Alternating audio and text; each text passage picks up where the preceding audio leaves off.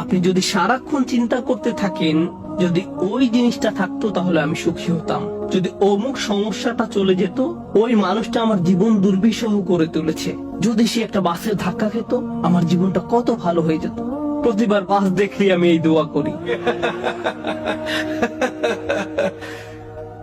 আমরা সব সময় নিজেদেরকে একথা বলে বুঝাই, যদি অমুক মানুষটি বা অমুক সমস্যাটি জীবন থেকে চলে যেত তাহলে জীবন কত সুন্দর হয়ে যেত, অথবা যদি অমুক দুঃখটি দূর হয়ে যেত তাহলে সবকিছু পারফেক্ট হয়ে যেত। যদি মানুষের পরিবর্তন হতো, যদি পরিস্থিতির পরিবর্তন হতো, যদি পরিবেশের পরিবর্তন হতো, আমরা এভাবে ভাবতে থাকি সবকিছুর পরিবর্তন হলে জীবন সুন্দর হয়ে যেত, তাহলে আমাকে আর দুর্বল থাকতে হতো না। আমরা ভোগের উপর ভোগ করতে থাকি আর এতে পুরোপুরি আচ্ছন্ন হয়ে পড়ি।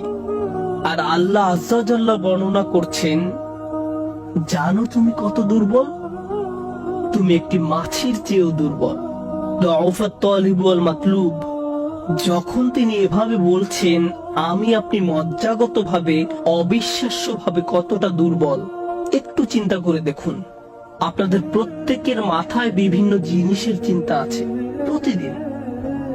আমরা এখন রোজা রাখছি, নামাজ পড়ছি, আর আলহামদুলিল্লাহ নামাজ পড়ার সময় আমরা মনোযোগ ধরে রাখার চেষ্টা করি, কিন্তু এর বাইরে আপনার মাথায় কোন চিন্তা ঘুরঘুর করে? আপনি কি নিয়ে উদ্বিগ্ন থাকেন? আপনি কি নিয়ে চিন্তা করেন? কোন চিন্তাটি আপনার মাথায় সারাক্ষণ ঘুরতে থাকে? কোন জিনিসটির ব্যাপারে ভাবেন এটা যদি থাকতো, আর কোন জিনিসটির ব্যাপারে ভাবেন যদি এটা না থাকতো? কারোর জন্য অসুস্থতা, কারোর জন্য ডিপ্রেশন, কারোর জন্য দুঃখ, কারোর জন্য হয়তো কোনো ব্যক্তি।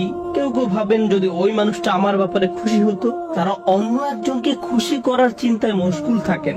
যদি আমার বাবা আমার উপর খুশি থাকতেন তাহলে আমি সুখী হতাম। কিন্তু আপনার বাবাও তো একজন মানুষ, তিনি যদি আজ খুশি হয়েও থাকেন, কাল হয়তো তার জীবন শেষ হয়ে যেতে পারে। তারপর আপনি কি করবেন? এরপর আপনি কোথায় দাঁড়াবেন? সুতরাং আমি আর আপনি এভাবে এসব জিনিসের পেছনে ছুটতে থাকি। আর এর পরের আয়াতে আল্লাহ আজ্জা ওয়া জাল্লা বলেন, মা কদারুল্লাহ হাক্কা কদরিহি। তারা আল্লাহকে যথাযথ মর্যাদা দেয় না। ইন্নাল্লাহা কাউইয়ুন আজিজ। নিশ্চয়ই আল্লাহ শক্তিধর, মহাপরাক্রমশালী।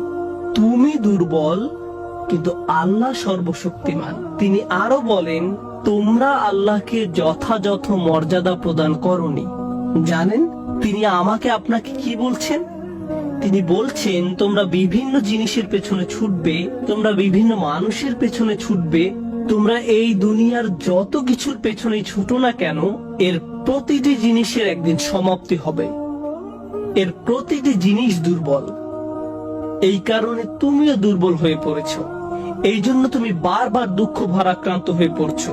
ফলশ্রুতিতে তুমি বারবার ক্ষতির সম্মুখীন হচ্ছ।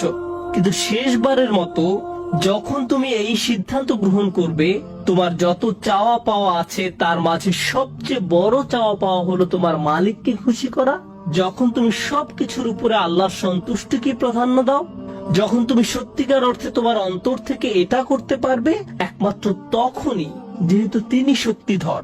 জানেন আল্লাহ এইমাত্র আমাদের শেখালেন, যখন তুমি দুর্বল কাউকে পেতে চাও তখন তুমিও দুর্বল হয়ে পড়ো। কিন্তু তুমি